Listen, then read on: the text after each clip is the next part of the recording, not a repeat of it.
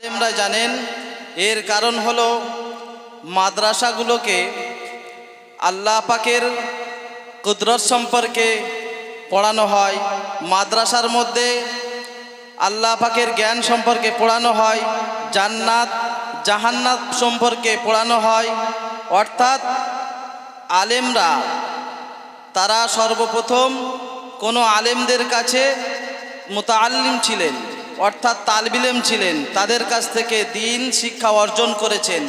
দ্বীন শিক্ষাটা কি? আল্লাহ পাকের কুদরত, ইলমে লাদুন্নি, ইলমে ইলাহি। অর্থাৎ আল্লাহ পাক যে ইলম দান করেছেন আলেমদেরকে, সেই আলেমরা